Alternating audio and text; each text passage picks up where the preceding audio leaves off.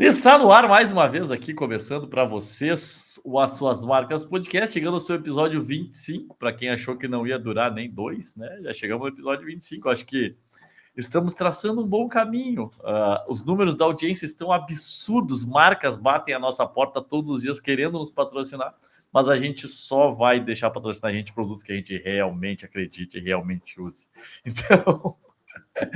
Dito isso, porque eu não sei como faria para abrir este programa se não fosse dessa forma, então, dito isso, dou boa tarde, bom dia, boa noite para o Guilherme Curtis, que ainda está em solo europeu, não sei nem até quando ele fica, acho que ele já está até conseguindo o green card da Europa para ficar por lá, eu acho, desse jeito que ele está por lá, já morando na Europa todo esse tempo. Fala, galera, boa tarde para mim, bom dia aí no Brasil. Estamos aqui mais um episódio, né? Semana passada falamos bastante sobre a Maratona de Porto Alegre, que foi um sucesso.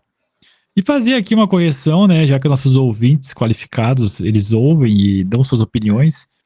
Ainda bem que eles ouvem. E eu falei que não tinha, com exceção do Álvaro José. Na verdade, eu quis dizer que na televisão, né? Mas a gente sabe que muitas transmissões de maratonas temos nosso competente Sérgio Rocha e o nosso competente Paulinho Stone, que comentam com muitos estudos e preparação as maratonas, mas de imagens, transmissões com imagens, é raríssimo termos narradores preparados. Então, que vocês têm que entrar em contato aí com a ESPN Sport TV, deixar o currículo de vocês, quem sabe, né? As próximas. Mas na ESPN tem o Adalto, que comenta super bem. É outro nível ver ele ver maratonas na ESPN com o Adalto comentando. E até com narradores, assim. A ESPN é uma emissora que a gente vê que os narradores se preparam, né? Estudam para estar transmitindo. Então é muito legal assistir. Eu gosto de assistir na ESPN, agora Boston, né? A última, se eu não me engano, que eles transmitiram.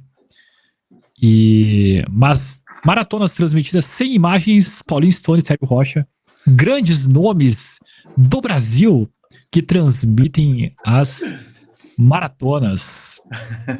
E é isso. Ai. Na verdade, o que eu ia falar sobre... Eu acho, se não me falha a memória, há alguns anos o Sérgio fez uma participação numa transmissão da ESPN. Eu acho que sim, eu acho que ele transmitiu junto com a galera da ESPN em algum momento. Não sei se o Adalto estava junto também, não sei se foram os dois ou foi só o Sérgio, mas lembro que teve alguma prova que eu assisti há muito tempo atrás que o Sérgio comentou da ESPN. O Sérgio que nos escuta sempre, inclusive um abraço para ele. E eu acho que realmente, assim, eu continuo concordando contigo, tirando toda a zoeira de lado. Eu acho que a gente precisava preparar um pouco mais os comentaristas, preparar um pouco mais os narradores, preparar um pouco mais a galera que realmente... para especializar uma galera, né, na corrida, na prova de fundo, porque velocistas até a gente tem bastante comentaristas e tal que falam ali bastante sobre as provas de velocidade, mas a gente sente sempre uma falta da prova de fundo. E também, assim, né, o corredor é chato, né, então qualquer coisa vai desagradar o corredor. Qualquer um que comente, o corredor realmente vai achar alguma falha, algum defeito ali para comentar, para tirar, para falar que a pessoa não tá por dentro, não tá comentando, não tá sabendo do que tá falando ali. E por vezes, assim, eu já fiz algumas vezes transmissão ao vivo com o Sérgio, né? Algumas com imagens, outras sem imagens. Talvez para o futuro aí a gente tenha algumas coisas legais para acontecer com relação a isso.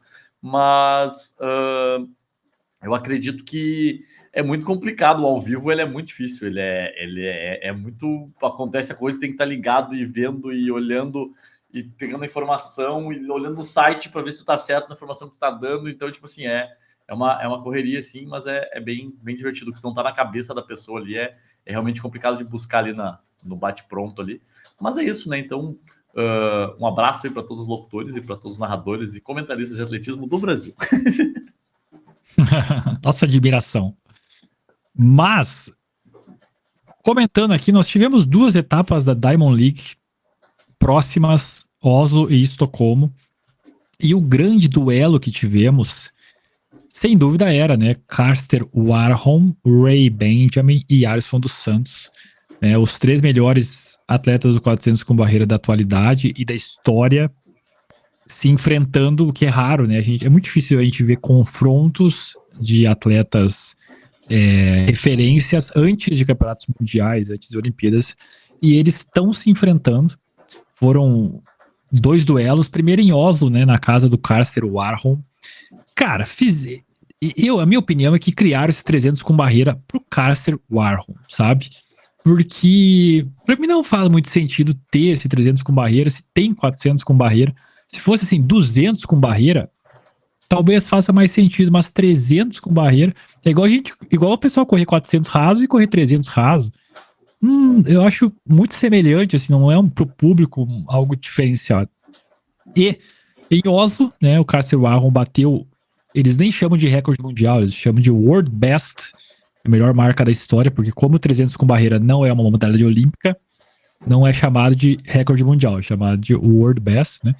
E ele bateu, então, a melhor marca de todos os tempos do 300 com barreira, correndo 32,67 no 300 com barreira. Já é muito bom, 300 raso, 30.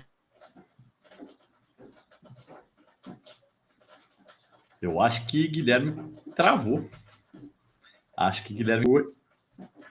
Bom, o Carster Warholm, que correu, então, 32,67 no 300 com barreira na etapa de Oslo, e 32,67 no 300 rasos já seria muito bom. Ele correu 300 com barreiro, que é assustador. Realmente assombrou, assim, os espectadores, telespectadores aí de atletismo. E 3 dias depois, tinha o outro confronto em Estocolmo, na etapa da Diamond League. E aí sim, 400 com barreira. Praticamente os mesmos atletas, os 3 principais, estariam também lá participando. E aí, deu o campeão olímpico. Ray Benjamin venceu com a melhor marca do mundo neste ano. E o Alisson dos Santos chegou muito perto. Correu a segunda melhor marca do ano no mundo. E o Carster Warholm foi terceiro lugar. E creio que provavelmente pesou muito esse 300 com barreira que ele correu 3 dias antes. O Ray Benjamin correu 46,54 e o Alisson dos Santos 46,68, que são resultados muito fortes no 400 com barreira. O Alisson se coloca ali como, né, um possível ganhador do Mundial, um dos favoritos, sem dúvida nenhuma. É uma marca muito próxima do Ray Benjamin, bem expressiva, e nos reacende aí a esperança de ele conseguir ser bicampeão mundial. Ele que foi, né, ganhou em Oregon, e acabou que em Paris ele foi bronze. Mas creio que com essa performance, assim, reacende essa nossa esperança, porque entre os 3, o Alisson sempre esteve, né, entre esses 3 melhores. Mas, claro, o Ray Benjamin e o Carster Warholm em boa forma dificulta muito, assim, pro Alisson. Mas, assim, ele tá muito bem. O Ray Benjamin acabou, que foi a estreia dele só agora na temporada, e foi muito legal a entrevista dele, do Ray Benjamin, que a gente vê como o atleta, ele é, assim, cara... Talvez o americano, ele é outro nível de consciência, sabe? Porque ele falou, o Ray Benjamin, cara, 300 com barreira, eu tô, pro que falam, pro que não falam, eu não tô nem aí, sabe? Porque é uma distância que eu vim correr, é divertido, vim pra me divertir. O que eu tô treinando é pro 400 com barreira. E foi a distância que eu ganhei. Então, assim, o cara é muito consciente, né? Tô treinando na temporada agora, tudo isso. É muito legal realmente ver, né, isso que o Ray Benjamin... o que faz muito sentido, né? Como eu falei antes, 300 com barreira é uma modalidade nova que estão criando, mas que se tu for ver, né, não é uma modalidade olímpica, não faz parte do mundial. O Ray Benjamin acertadíssimo, atual campeão olímpico, e mostra que também vai ser difícil aí pro nosso brasileiro no Campeonato Mundial em Tóquio, justamente porque ele está estreando agora, né, no mês de junho, que faz com que provavelmente ele fique, né, ele ainda tenha algo para progredir nessa temporada, e são 2 meses, né, até setembro, para ele continuar nessa crescente. O Alisson já competiu, acho que umas 10 vezes esse ano. O Carster Warholm não tanto, mas também já deve ter dado uns 4, 5 tiros, e faz com que o Ray Benjamin, a minha visão, se torne assim, o mais favorito dentre os 3, mesmo o Carster Warholm, né, correndo dessa barbaridade nos 300 com barreira. Eu acho que uma coisa que eu não sei se vale a pena a gente citar também, mas eu acho que Porque é uma coisa tão repetitiva que eu acho que quando as coisas que se tornam repetitivas, elas começam a se tornar chatas, né? A gente vai ter que repetir aqui mais uma vez que pela 12ª vez na carreira, o Mono Duplantis bateu o recorde mundial de salto com vara. Então... Cara, assustador. Assustador. Assistir, cara, é assustador. É muito alto. É impressionante, assim. Ele tinha ali como melhor marca 6,27 metros, né, de recorde mundial, saltou 1 centímetro mais alto, 6,28 metros. E aí muita gente deve perguntar assim, porra, por que ele não salta 6,30, 6,35, né, salta mais alto? Os saltadores com vara, eles têm essa tradição, né, dos recordes mundiais, de bater de centímetro em centímetro, porque eles ganham bonificação, né, por cada recorde mundial alcançado, eles ganham uma bonificação da World Athletics, eu acho que é $100 mil, não tenho certeza, mas eu acho que é. E eles... mas é da marca esportiva, da World Athletics, várias bonificações. Então, cada vez que um recorde mundial é quebrado, ele ganha essa bonificação. Então, se ele vai quebrando de centímetro em centímetro, ele já ganhou 12 bonificações no outdoor. Eu não sei quantos indoor, não lembro quantos indoor ele tem, mas ele tem vários também. Então, ele vai aí, centímetro a centímetro, chegando um pouquinho mais alto. Mas quando tu vê que ele tem condições de saltar muito mais alto do que o recorde mundial, é realmente muito assustador, assim, o que esse cara faz, o que ele, né, desde criança ele já salta um absurdo, então é sempre muito legal ver o Mono Duplantis, que é muito regular, né, sempre bom, sempre ganhando, nunca tem uma temporada ruim, e foi para sua 12ª quebra de recorde. Eu achei muito, muito legal, mais uma vez, ver o Mondo saltar isso aí. Eu acho que, além do salto com vara, o salto em altura feminino, né, também foi bacana. A australiana Nicola Olislagers venceu com 2,01 metros, né? Venceu a Yaroslava Marukic com 1,99 m, que foi a campeã olímpica, né? A última campeã olímpica, e fez a sua melhor marca da temporada. Então, com 2,01 metros, é uma marca boa, uma marca bem, um nível técnico bem elevado mesmo para o salto de altura feminino. E a australiana também nos 3 mil metros rasos, eu queria destacar, nos 3 mil metros... 3 mil metros rasos, a australiana Linden Hall venceu com 8,30,01, né? Então, foi também um 3 mil feminino muito forte na etapa de Estocolmo. Eu acho que vamos aquecendo, né, os motores para o Campeonato Mundial, que vai acontecer ainda esse ano, né? Então, eu acho que tá legal, tá começando a temporada, a galera tá começando a correr mais rápido, a galera tá começando a saltar mais alto, então acho que tá todo mundo bem aquecido para o Campeonato Mundial. A outra etapa que foi a Estocolmo e a outra foi na Suécia, não foi? A outra etapa? Oslo. Algum destaque da outra Estocolmo etapa? É na Suécia, né? Oslo é Noruega. Noruega, exatamente. Tem algum destaque da etapa de Oslo? Estocolmo, a gente tem que destacar o 800. Virou fácil, os caras correram 42. É impressionante. 800 de Estocolmo, o primeiro lugar, o queniano, correu um 41,95. E depois, 4 atletas correram 42. É assustador o nível que o 800 está. É muita gente boa junto correndo. E a gente não pode esquecer que o Donovan Brazier, ele tá voltando. Correu um 43,81 essa semana. Quietinho nos Estados Unidos. Então ele tava 3 anos sem competir. E ele se junta aí com certeza esse grupo. E quando entrar numa Diamond League vai pegar fogo. Cara, em Estocolmo a gente teve os 5 mil metros também muito forte. O sueco... em Estocolmo, né? O sueco Andreas Algren é um cara que já na rua bateu o recorde europeu dos 5. Ele correu 12,44, bateu o recorde europeu, recorde do meeting, e muito forte, 12,44. O cara correu muito sozinho, assim, ele já saiu rápido, né? Pra ter uma ideia, tipo, Corey Hawker correu 13,09, é o cara campeão olímpico dos 1.500, mas o cara que corre bem também os 5.000. Esse sueco assustador, 12,44, o que ele correu nessa etapa foi muito forte em casa, né? Então também em Estocolmo, acho que esse 5.000 foi muito forte. O salto com vara, 6,28 do mundo. O Ray Benjamin, né? Mostrando que tá em grande forma, 800, 1,41. Eu acho que o Rudisha tem sim assim, o recorde um pouco ameaçado, né? Porque assim, um 42 tá sendo muito frequente e de vez em quando corre um 41. Eu acho que Assim, eu torço que não. O Rodrigues é uma lenda, né? O recordista mundial dos 800.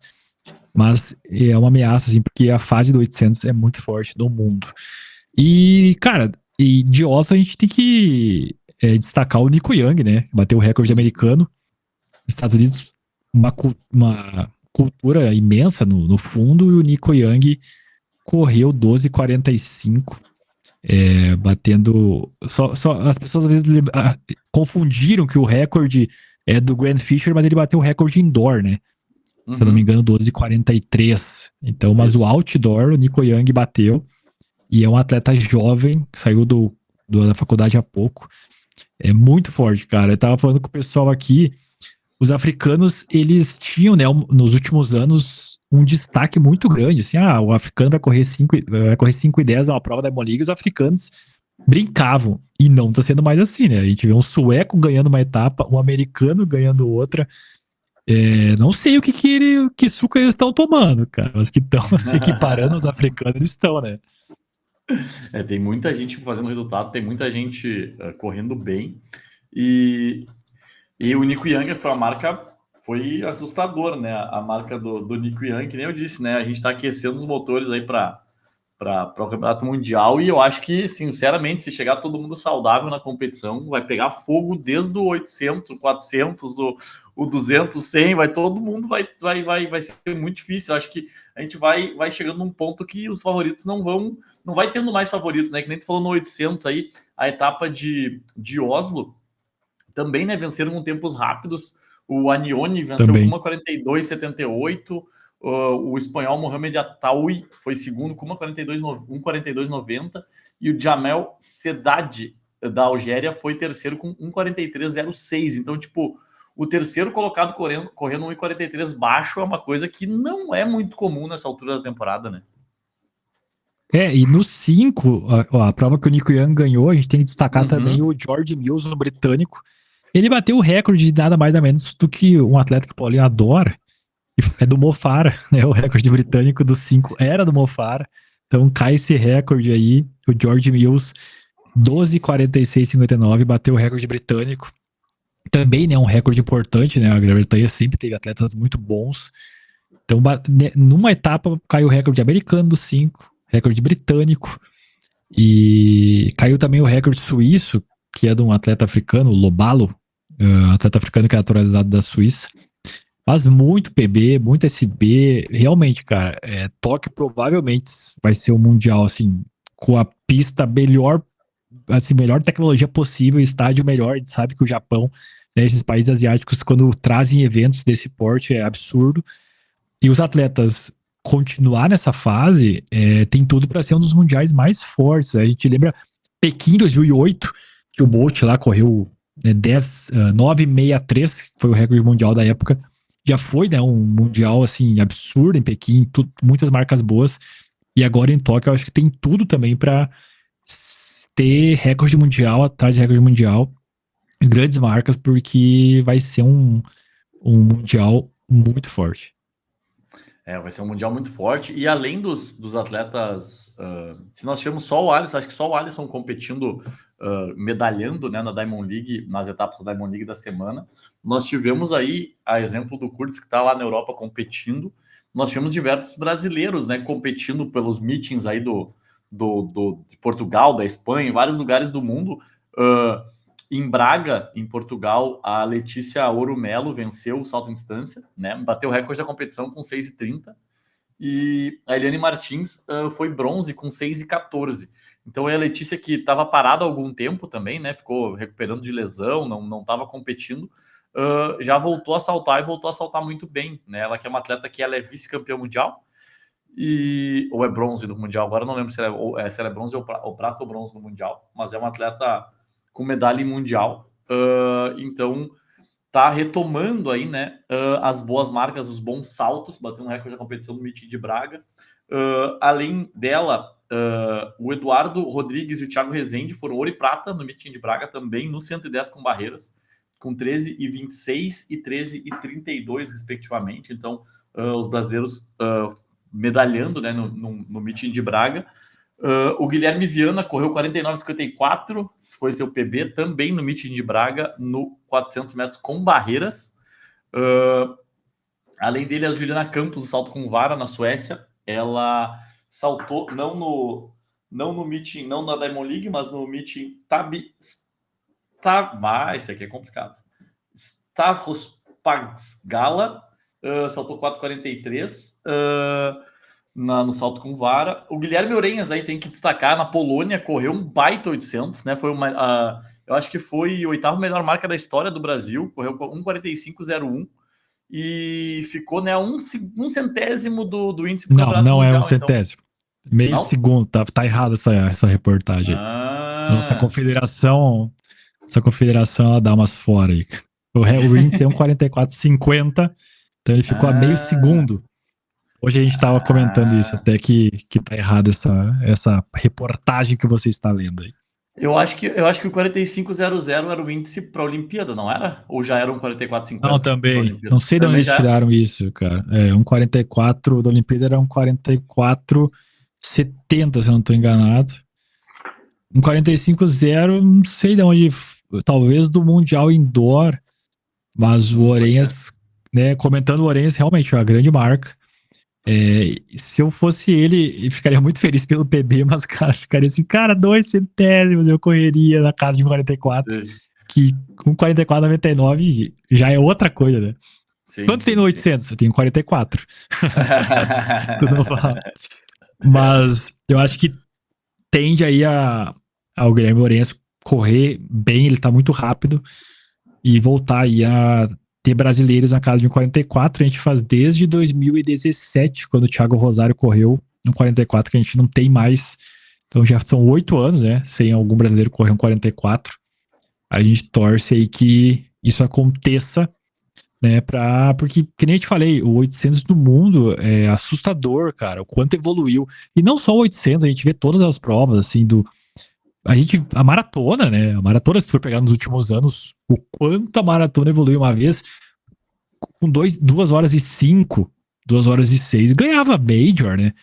E hoje, com 2 e 5, 2 e 6, às vezes, pô, qual colocação? Às vezes não tá entre os 10, dependendo da prova. Evoluiu muito, assim. A gente, né, existem vários fatores. Eu acho que a tecnologia dos tênis, a sapatilha também hoje tá bem mais tecnológica do que era. Mas talvez tenha algumas coisas também além disso que a gente não sabe. Que talvez um dia a gente descubra ou não. Porque realmente, assim, é uma evolução muito grande, cara. Das mulheres também, né? As marcas, uma mulher correr 2:11, isso é inimaginável, né? E agora a gente vai ver também, tem um projeto aí da Kip Egon correr 1 milha abaixo de 4, que pra mim é impossível. Eu acho que é impossível correr 1 milha abaixo de 4. E por que é impossível? Né? Uma milha, pra quem não sabe, é 1.609 metros.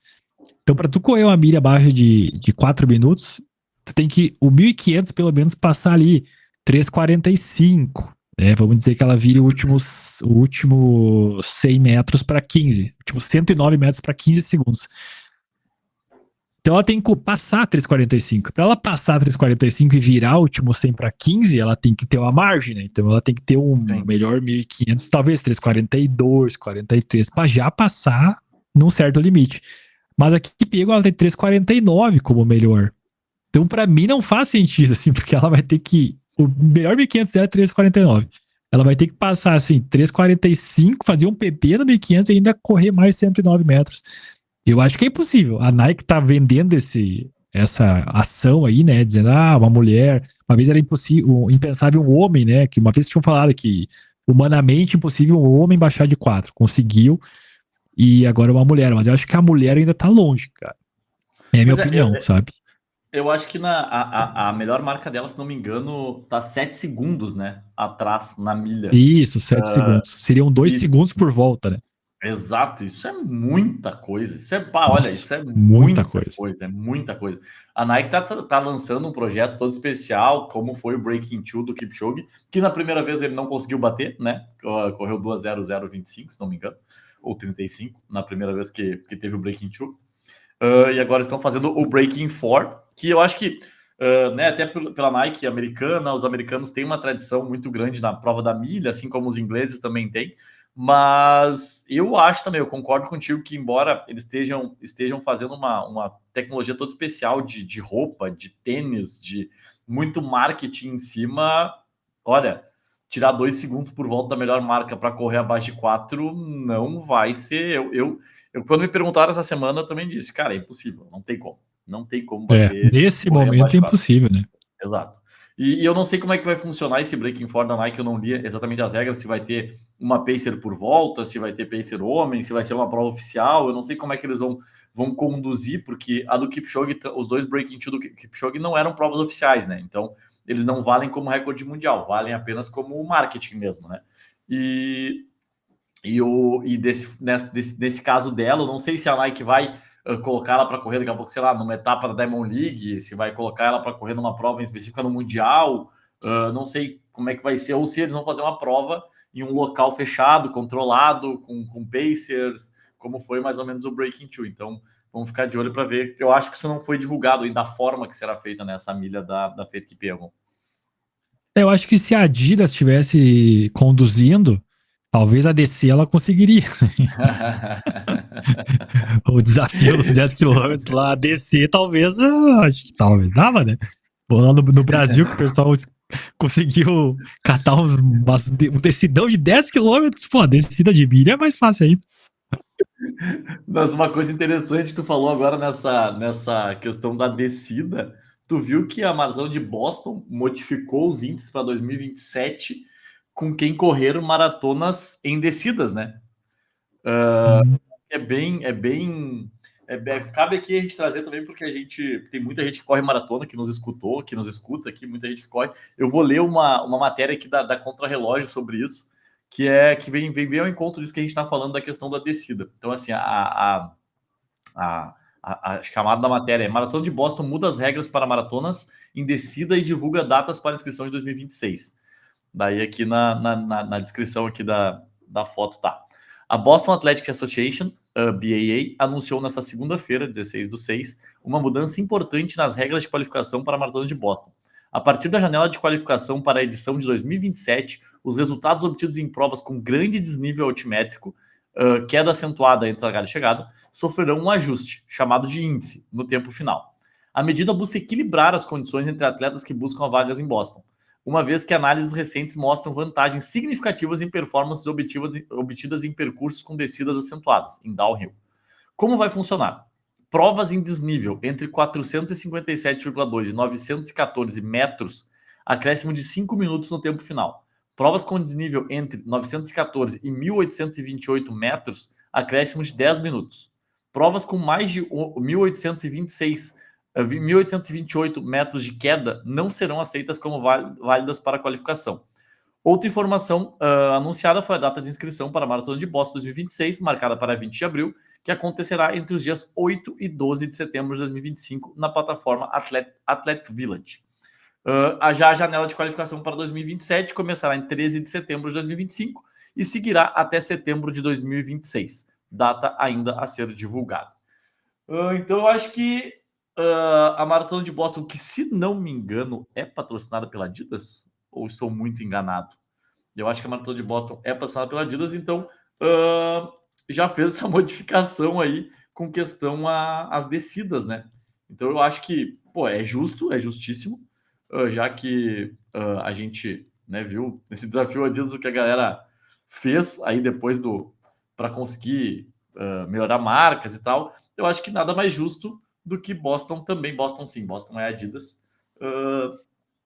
Nada mais justo do que equivaler, né, as pessoas que descem em descida, que descem maratonas que tem muita descida. Mas para fazer o índice para Boston tem que ser uma maratona oficial com permit, né? Sim. Mas no Brasil não deve ter maratona com permit com este Não, com esse desnível? perfil. Pode ter. Acho que Não, não. né? Acho que com esse É, perfil altimétrico tá. não. Porque, na verdade, eu não sei exatamente quais os permits que são necessários para a maratona de Boston, porque eu sei que muita gente conseguia. Eu não vou aqui divulgar maratonas que não tinham permit, mas, tipo assim, tem gente que faz índice em maratona que não é nem selo ouro nem selo prata da CBAT no Brasil, que era selo bronze, selo de competição estadual. né? E por muitos anos tiveram maratonas grandes no Brasil que era selo bronze. E essas maratonas sempre valeram índice para Boston. Então eu não sei exatamente quais são as regras. Aí, se o Sérgio Rocha estiver nos ouvindo, ele pode nos corrigir para o próximo programa, porque eu não sei exatamente quais são as regras que Boston aplica para qualificação, assim. Sim. Não, é justo, né? Essa questão. Indo ao encontro realmente de cada vez mais tentar, né, equivaler as condições. Eu acho certíssimo. Porque, queira ou não queira, hoje a corrida ela se transformou muito nisso de aparência, né? E as pessoas, às vezes, elas não querem nem saber. Elas querem colocar lá o 42 e o tempo final, ignorando, né, se sobe, se desce. A gente já via, né, Paulina, antigamente, quando a corrida não era tão popular, atletas que faziam distâncias e paravam o relógio, né? E no final, tu sabe de quem eu tô falando, né? Tinha um atleta tinha um atleta que era tão, assim, desproporcional o que ele fazia nos treinos e o que ele fazia nas provas, que a gente disse, cara, não é possível ele treinar uns 5 mil metros para 14,50 e na prova correr 15,30. E depois, né, quando tipo, que no Strava tu consegue, né, abrir e ver ali e tal, descobriu-se que ele parava o relógio. Então fazia 5 tiros de 1.000 e pausava e no fim botava lá que era um tiro de 5.000, né? Então as pessoas fazem isso e queira ou não queira, esse atleta, ele muitas pessoas acreditavam, né, naquilo, e a gente só não acreditava porque a gente conhecia, né, quanto que ele corria nas provas, mas se ele faz isso, quantos também fazem, né, então esse movimento de Boston é legal para tentar, né, diminuir essas pessoas que querem a marca acima de tudo, né.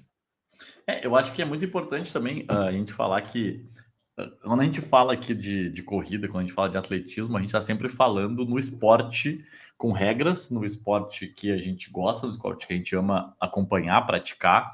E não tem, a gente jamais aqui vai falar, pelo menos da minha parte, se o Curtis for, ele com o advogado dele que defenda ele. Mas da minha parte, eu jamais vou falar da pessoa, do corredor, da pessoa que corre, da pessoa que todo mundo que corre tem seus méritos, seja que corre devagar, seja que corre rápido, seja que corre que chega em último, em primeiro. O que a gente sempre traz aqui é a questão de regra, porque como o nosso podcast é voltado para o atletismo, a gente sempre vai ter o viés da regra, o viés do correto, como, por exemplo, o número de peito tem que ser usado no peito e não na barriga, né? Mas tudo bem. Ah, só o Paulinho faz isso, cara. Paulinho é a única pessoa que usa o número de peito no peito, escondendo a equipe, escondendo os patrocinadores. Não, agora minha camiseta ela tem um espacinho em cima aqui, ó, para aparecer os patrocinadores e os apoiadores. E aí embaixo dá para botar o número. Mas quem coloca no calção, daí já concordo. Não, eu acho que, cara, me dá um ruim ver pessoas que colocam o número na perna do calção, na perna do Na short. perna, Cara, né? meu Deus, me dá um ruim ver isso. Assim, eu começo a olhar assim, meu Deus do céu, por que tá fazendo isso? Cara, bota na camiseta, cara. Mas, ou então nas costas, né? Nas costas é pior ainda, eu acho. Que o cara que bota nas costas, a pessoa que bota nas costas é pior ainda. Então, assim, a gente sempre vai trazer esse viés mais de técnico da corrida mesmo, mais de regra mesmo, porque é o que a gente acredita, que a corrida tem que ter regra, tem que ter, né? O Sérgio até postou um vídeo esses dias no Corrida do Ar News ali, que ele reagindo a uma galera, você acha que era um governador de um estado que falava, tipo, convidando a galera para correr na pipoca, convidando a galera para correr sem se inscrever, convidando a galera pra... Porra, cara, sabe? Tipo, meu, faz assim com a gente, cara. Tem que correr, tem que se inscrever, tem que ser tudo certinho, tudo bonitinho. Então é mais ou menos por aí que a gente acredita muito nessa questão da prova. E o Strava, inclusive, a gente estava falando da questão das descidas e do Strava e de atletas que mentem seus tempos. E eu acho que assim, eu acho que por vezes tem gente que faz isso sem nem se dar conta do que está fazendo, sabe? Por total, tipo, ignorância mesmo. Tipo, não dá bola de fato. Se eu pausar o relógio não tem problema nenhum. Tipo, é para mim só, não é para ninguém e tal. Mas a partir do momento que isso seja uma coisa que um formador de opinião, que alguém que né, motiva os outros, começa a mentir ali, tu vai ver um treino do cara, 15 quilômetros em 1 hora, daí tu olha o tempo total do exercício, 2 horas e 40, tipo assim, cara, o cara ficou 1 hora e 40 parado, sabe, durante o treino, tipo, dói, né, de ver assim, e tu sente como se as pessoas estivessem sendo enganadas, inclusive, o Strava, esses dias ele saiu do ar, foi num sábado ou no domingo até, ele saiu do ar por alguns momentos, algumas horas e tal, e dizem que ele saiu do ar porque ele derrubou milhões de atividades falsas. Ele descobriu que tinha muita atividade falsa ali e ele derrubou, assim, como, por exemplo, tu vai ver, o Strava, ele tem, tu não tem Strava, eu sei que não tem Strava, mas ele tem ali as... Tenho, tipo assim... tenho, não me segue? Não, me sigam Duvido. lá, Guilherme Curtis.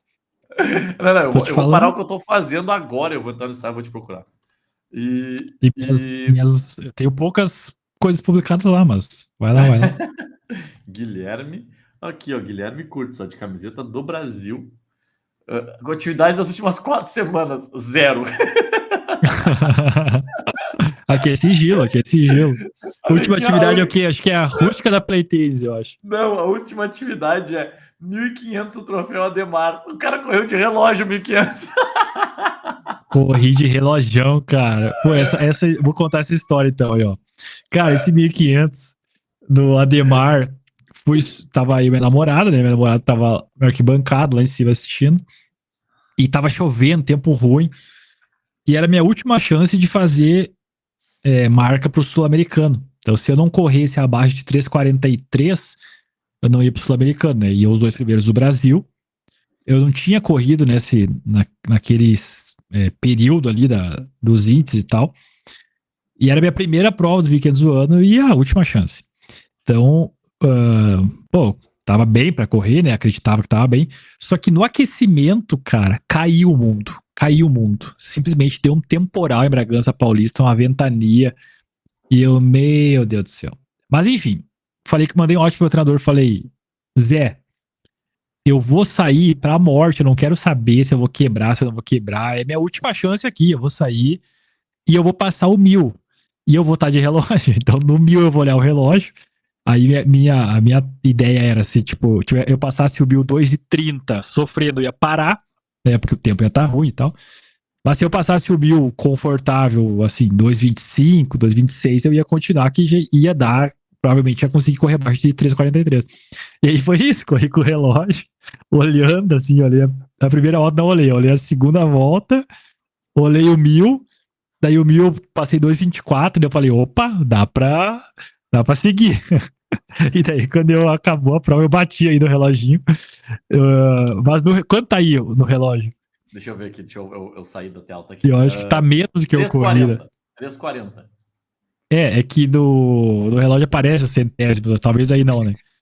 Não, aqui não aparece. Mas, eu acho que o relógio deu 3:40 0, alguma coisa, mas o oficial foi 3:40 50, 60. E corri de relógio, cara, raiz, relógio no 1.500, tipo rustiqueira. Mas foi isso, cara, eu ia olhar o relógio no 1.000 e se tivesse, dependendo do tempo, eu ia parar. Eu nunca parei numa prova, mas aquele dia, assim, não adiantava, era por um objetivo, correr abaixo de 3:43. E aí no fim consegui correr ali 3:40 e divulguei no Strava. Olhem, não tem nada, né? Só tipo o tempo final, eu acho. Assim, o ritmo ali e tal, né?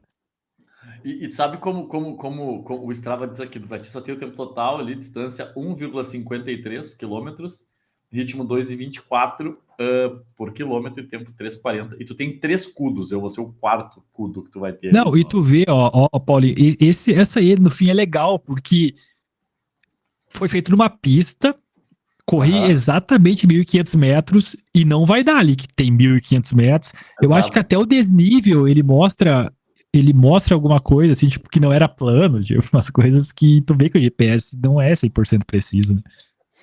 E eu queria já dizer, inclusive, que o Kurtz, no Strava, ele é realmente quem ele é na vida pessoal, tá? Ele tem 167 seguidores e não tá seguindo ninguém. Ah, que péssimo, né, cara?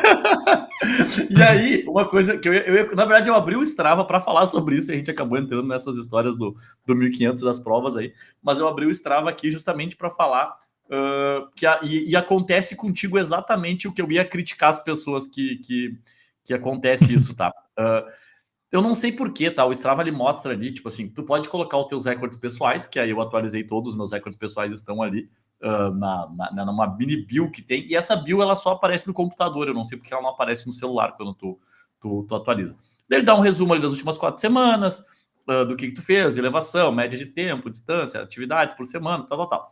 E aí embaixo, ele tem ali umas melhores marcas que ele dá aquelas melhores marcas ali pelos teus treinos, pelas atividades que são salvas no teu relógio. E aí acontece esse tipo de coisa, tipo assim, ali diz ali, o meu melhor 400, por exemplo, diz 1 minuto e 9. E aí diz o melhor 400 do Kurtz, diz ali 28 segundos. Pá, Eu 28 não segundos. entendo por que ele faz isso. Daí eu abri a atividade aqui para ver qual é a atividade, e aí, tipo assim, ó, corrida Pô, matinal. poderia, né? Corrida Ah, fiquei matinal triste. de 2,45 metros, 9,27. Isso aqui deve ser um aquecimento em algum momento, não sei. Não tem mapa, não tem nada aqui. Diz ritmo médio de 3,51. E aí diz ali, melhores resultados, 400 metros, 28 segundos. O que aconteceu aqui, não faço ideia. Mas às vezes, e eu acho até que talvez aquele 1,9 que tem no meu, até vou abrir para ver o que é esse 1,9, que eu não sei se ele não pode ser mentiroso também. Deixa eu ver aqui. Paulinho, corrida. O meu relógio, cara, quando eu faço diagonais no campo, às vezes eu tenho um treino que é fazer umas diagonais no campo de futebol ali, o campo da pista, ele se perde totalmente, ele dá o 1.000 assim, ele apita o 1.000, 1,50, acontece nas diagonais, eu percebi isso, não sei se de fazer assim, né, X, o GPS perde, mas tipo, dá uns tempos assim, 1.000, 1,50, 1,40, 1,30, nada a ver. Esse 400 meu aqui de 1,9, ele é mentiroso também. Ele é dentro do túnel na meia de Floripa. Aonde o GPS não pega, né? Exatamente. É um 400 para 1,9 dentro do túnel aqui, ó, na meia de Floripa do ano passado. Então, assim, às vezes a gente olha essas coisas e não dá para a gente ter essa ser cego nesse negócio para assim, o teu 1.000 tá ok ali, que é 2,21, tem o 1.000 como melhor 1.000, não sei de qual é, de repente seja até nesse Sim. dia aí desse teu 1.500. O meu 1.000, ele tá ali 13,7, mas eu não sei exatamente aonde que é. O teu 1.000 é o melhor, é nesse do troféu Ademar aí. E o meu 1.000... Sim, que já é eu mentiroso não... também, porque eu passei 2,24, né? Ali o GPS pegou 2,21. Exatamente. E o meu 1.000 aqui, ó, ele é num tiro meu. É num tiro, eu não sei que sequência de tiro, quanto de tiro que é, mas ele tá, esse 13,7 aqui é na pista, e é mentiroso também, porque eu nunca fiz um 1.000 para 13,7 na pista. Cara, mas pra mim, o meu maior hater é o meu relógio, tá? Eu até abri aqui, ó. Não vai dar pra ver, eu acho. Mas, cara, no Garmin aparece, né? Previsão de corrida. E eu não sei por que não atualiza isso, cara. Tipo, esse ano eu corri uma Sim, rústica que eu passei a parcial dos 5 km 14,35. E o meu relógio não atualiza. Ele tá aqui, as previsões de corrida. Meu melhor 5 km, 16,49. Melhor 10 km seria 35,27. A minha melhor meia, 1,18. E minha melhor maratona, 2,53. Então, cara, o meu relógio, ele não, tipo, ele não gosta de mim, velho. E ano passado eu corri, né, com o relógio, o circuito caixa 30,34 e não atualiza. Eu não sei por que meu relógio, ele tem essas previsões aí, tipo, 16,49, os 5 quilômetros. Não entendo por que ele não atualiza, mas tu vê, tipo, se eu sou um atleta ali que me baseio muito nisso, já estaria meio decepcionado. teve agora na maratona, a gente teve muitos alunos que falaram assim, tipo, o meu Strava tá dizendo que eu vou fazer X. O meu Strava tá dizendo que eu vou fazer Y. Meu Strava tá dizendo isso, tá dizendo aquilo. E eu falava, gente, não se baseiem no Strava, se baseiem no professor aqui. Que o professor o professor tem mais inteligência que a inteligência artificial do Strava aqui para vocês. Eu até estava tentando achar aqui esse negócio para ver no meu Strava aqui o que ele estava dando de predição de corrida, porque esses dias eu até postei no meu Close Friends ali, eu postei as previsões que ele estava dando para mim, né? E eu falei, foi o primeiro dia de treino que eu fiz depois da Maratona de Porto Alegre, de ter trabalhado que nem um cavalo e ter ficado uma semana sem correr. E aí eu coloquei ele, hoje minha previsão era isso, mas era uma previsão que, assim, eu já tinha corrido, acho que umas 2 semanas antes, eu tinha corrido um 10 mil na pista com os meus alunos, que eu fiz um tiro com eles, puxando eles, e no final, na última volta, eles passaram por cima de mim, porque o treinador deles é muito bom, eles estavam muito bem treinados. E aí, quando a gente terminou o tiro, a gente fez, acho que para 37 uns quebrados, eu acho, 37,9, 37,10, uma coisa assim, não lembro exatamente quanto é que deu.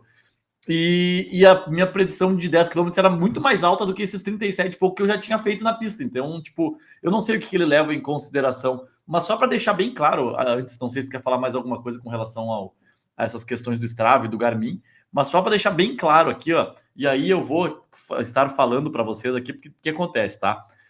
Diz aqui, melhor 5 km de Guilherme Kurtz, 14,36.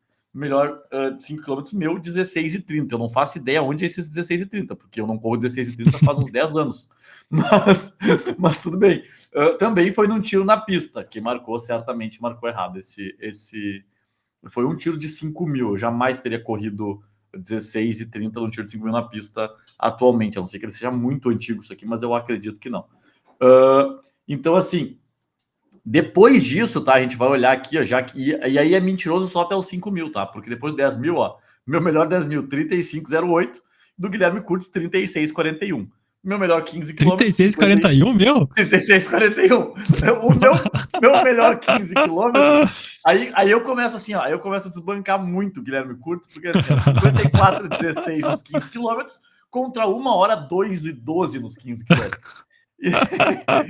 E na 10 milhas, 58,12 contra 1 hora 6,51. Então, assim, Guilherme, não, preciso treinar mais muito para me alcançar nas tuas melhores. Assim, isso, na verdade, assim, essa brincadeira que eu tô fazendo aqui, até pra galera entender também, a galera que é mais amadora, a galera que vê, que se baseia muito pelo Strava. Cara, eu tô falando aqui de um cara que é tricampeão do Troféu Brasil, é um cara que é anos-luz melhor do que eu. Ele é, tipo assim, bizarramente melhor que eu. Nem se eu nascer de novo 4 vezes eu vou ter o talento que ele tem, ou a capacidade de treinamento que ele tem. Mas, ao mesmo tempo, no Strava eu posso me enganar. Eu posso olhar e falar assim, cara, ele ali, eu corro mais do que ele.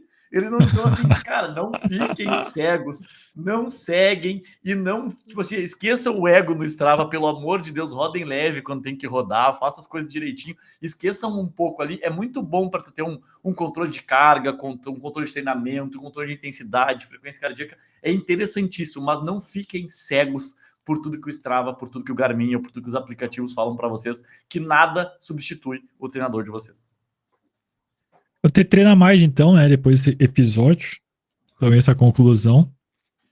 O cara sai agora de tarde e faz um 15 só pra ganhar.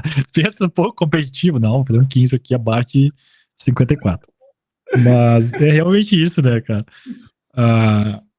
As pessoas ainda não, mas acaba. As pessoas mais novas que vão entrando no mundo da corrida, elas, né, se importam bastante com isso e no fim é o que. Eu que tô nesse mundo mais profissional, né, de pessoas que vivem do esporte, cara, eu já ouvi tanta história de atleta profissional que fala, porque eu fiz tanto no treino. Eu ignoro, entendeu? Porque o que importa, as pessoas têm que entender, é a competição. Então, se a pessoa te contou um treino, porque eu corri a maratona no treino pra 2h50. Que bom! Vamos ver lá na Maratona de Porto Alegre, oficial. Daí a pessoa vai lá e corre 3 horas. Pô, é 3 horas então que vale. O treino não vale. O treino, fiz o melhor da vida no meu treino. Que bom. Mas a competição, o resultado oficial é que vale. Então a gente que é da pista, a gente tem um controle maior nisso, porque a pista, né, normalmente a cronometragem eletrônica não mente, é exatamente aquilo ali, correu a distância exata. A gente tem esse controle, né? Tem as marcas da World Athletics, tu vai lá e vê, correu tanto, o melhor da vida é tanto. Mas treino, cara, eu cansei de ver atleta que treina melhor, não digo melhor, mas que treina mais que eu, talvez não melhor, porque nem sempre que treina mais, treina melhor, mas que treina mais forte que eu, que faz tiros mais fortes, que tem recordes pessoais dos treinos mais fortes, e que na competição perde pra mim, né? Então, isso, assim, a pessoa dizer, porque eu treino tanto, ter meu Strava bonitinho, não significa nada no fim. O que significa realmente são os resultados oficiais. Exatamente, é uma questão que. E outra coisa importante de falar, assim, de frisar sempre para as pessoas, que as pessoas gostam muito de se enganar nisso, tá? Eu vi muita, mas muita gente postando no Instagram pós-maratona de Porto Alegre, uma coisa que sempre aconteceu, porém as pessoas parece que elas gostam de se enganar nesse aspecto, tá? Por exemplo, minha melhor maratona, 2:40:22, do pórtico de largada ao pórtico de chegada. No Strava, a minha melhor maratona marca como 2 horas, 38 minutos e 49 segundos. Quase 2 minutos a mais baixo do que eu corri de fato. A maratona, que era uma prova oficial, que era uma prova medida, que era uma prova ferida. Então, o meu tempo ele é 2:40:22 e não 2:38:49. E eu vi muita gente postando pós-prova, pós-maratona de Porto Alegre, que é uma prova oficial, que é uma prova medida, que é uma prova aferida.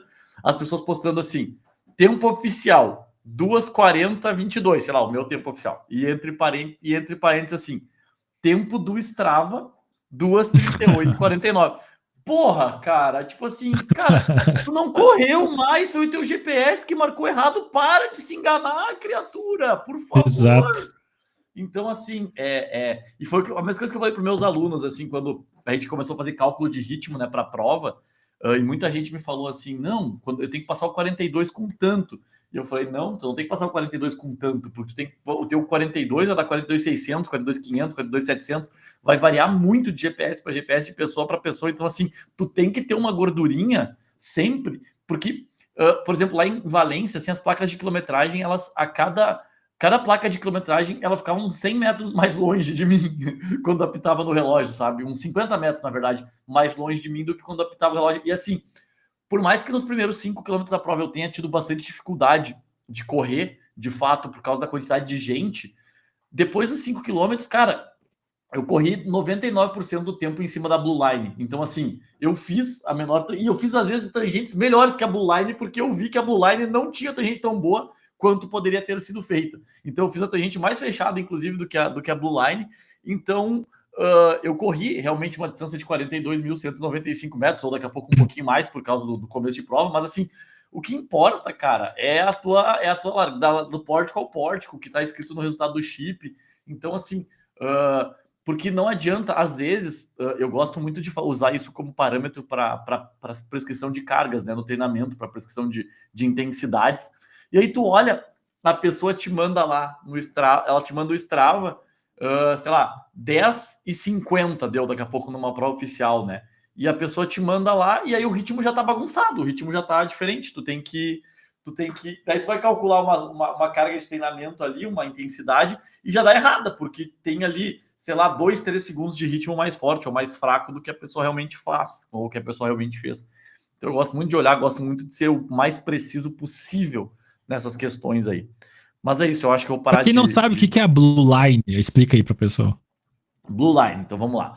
A Blue Line é uma linha azul. É uma linha azul que ela é pintada no chão, no piso, né, das provas das majors, de provas oficiais, assim, e que tem a permissão do órgão de trânsito ou da prefeitura para ser feita. Ela é pintada no chão para mostrar exatamente aonde foi feita a medição da prova, onde exatamente tem os 42, 195 da prova. Então, tu correndo em cima da Blue Line, tu vai estar correndo a menor distância. E aí, por exemplo, Boston, que é a Blue Line, que é uma prova da Adidas, acho que Berlim também é uma prova da Adidas, a Blue Line daí são 3 listras. Tem outros lugares que a Blue Line tem o logo do patrocinador, tem outros lugares que é só uma linha azul mesmo, tem lugares que ela nem blue elas botam outra cor porque a cor da prova é outra, então assim, mas ela sempre vai ter uma linha azul, geralmente, que vai ser a menor distância entre a largada e a chegada da prova. Tu correndo ali em cima, tu vai correr exatamente o que foi medido, e não o que diz o teu Strava. Mas é pra ver como se na pista, que é um ambiente em tese controlado, o GPS não consegue marcar corretamente, né? Sempre tem alguma. E principalmente na pista, né? Ele acaba se perdendo.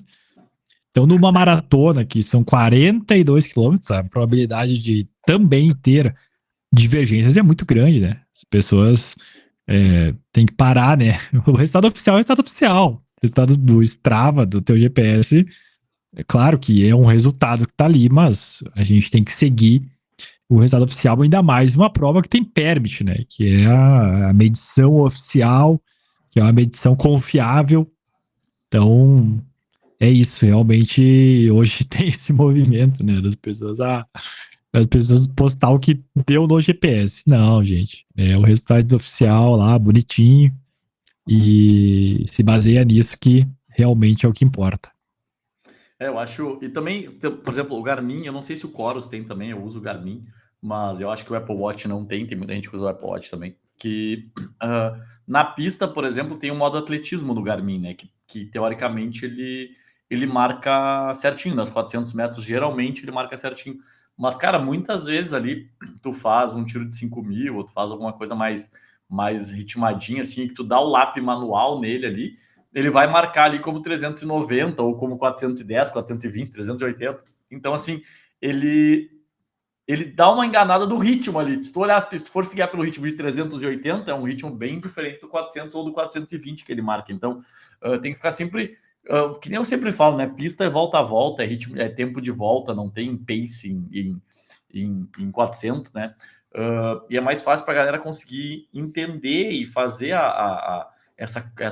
ter essa confiança no treino que está fazendo, na intensidade que está fazendo.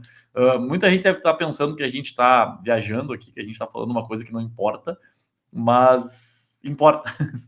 Importa bastante, assim, para a questão do treinamento, para a questão do atleta também. Eu acho que tu, como atleta falando, tu pode dizer que o quanto um segundo faz diferença numa volta na pista. Ou muito, né? Muita diferença. Que somando isso tudo no final, né? Então, no momento que tu faz uns 5 mil na pista, são 12 voltas e meia. E um segundo seria 12 segundos, né? Isso num 5 mil, 12 segundos é muita coisa, né? Quando se chega num certo nível, quando quer se melhorar, realmente assim, parece pouco, mas no somatório final, por isso que a gente fala da Kipiegon, né? 2 segundos por volta, no 1.500, que já é uma volta rápida, é muita coisa, sabe? É absurdo, assim, o que a Nike tá vendendo, né? E o que eu acho que é muito improvável justamente por isso, né? Ela não tem o 1.500 tão rápido para passar, né, o 1.500 dentro de uma milha com folga para conseguir suportar. É uma coisa meio lógica, né? É que nem as pessoas que nos escutam aqui, que são maratonistas, você pensar que você tem que passar 40 ou 10 quilômetros, mas o seu melhor é 40. Então, cara, tu não vai conseguir passar 40, né? Tem que ter uma folga. Isso é uma coisa óbvia. Então, a questão da milha é mais que a gente acha impossível por esse sentido, não ter uma folga dela passar esse 1.500 confortável. Pelo contrário, né? Tem que passar o melhor, bem melhor do que ela tem, e ainda assim correr os últimos 109 metros muito rápido. Exato, exato. Que nem tu falou, né? Ela tem 3:49,04 como melhor marca, que é 4 segundos mais lento do que ela tem que passar no 1.500 da milha. Então, assim, eu acho ABC. inviável, tá? Vamos ver. Eu acho inviável, eu acho que não vai rolar. Eu nem sei que data que é, na verdade, que tá marcado esse Breaking Force, se já Pois tem uma é, não data sei anunciada. também. Mas até vamos perguntar aqui rapidão enquanto a gente finaliza aqui o episódio. Quando será o Breaking for da A Nike Nike? divulgou agora, né, um material, uma roupa especial para ela, mas, cara, nem com toda a tecnologia do mundo a gente vê como viável, né, esse desafio aí. Aqui, ó, já achei. Quando e onde? Data 26 de junho de 2025. Então, semana que vem já vai Olha, tá ser, perto. tá pertinho, com uma janela de até 28 de junho reservada para condições ideais. Local. Está Charlotte, pode ser? Em Paris. Um estádio escolhido por sua pista rápida, clima favorável nessa época do ano. Kipiegon, detentor do recorde mundial feminino da milha, 4,764. Marcada para... deixa eu ver aqui. Peraí, aqui. Entrou uma ligação no meu celular, por isso eu não sei se não deu alguma estremecida aí, mas aqui. Kipiegon, detentor do recorde mundial feminino da milha, 4,764, feito em 2023, tentará reduzir pelo menos 7,65 segundos o tempo necessário para quebrar a barreira simbólica dos 4 minutos. A iniciativa é paralela ao Breaking Two, de Eliud Kipchoge, agora com suporte completo. Spikes personalizados, pacers, estratégia de corrida, análise de aerodinâmica, vestuário, preparação mental. Tudo com supervisão da Nike. Então, o que eu vou dizer? Vai ser, então, de fato, aquilo que a gente tinha dúvidas ali no começo do episódio, vai ser, de fato, uma prova controlada, vai ser, de fato, uma prova em que terá pacers, não sei se pacers homens, se pacers mulheres, não sei como é que vai ser isso, se vai ter a luzinha aquela brilhando no chão, mas terá, né, então, todas as condições aí para tentar levar a Faith Kipiegon a correr o sub-4 na milha. Vamos ver, semana que a gente deve gravar antes ainda desta tentativa, né? Cada dia que passa, provavelmente a Nike vai fazendo um marketing e esclarecendo mais os detalhes. Vamos acompanhar, né? Acho que tá longe ainda. É até realmente, assim, para homem não é fácil, cara, ainda, né?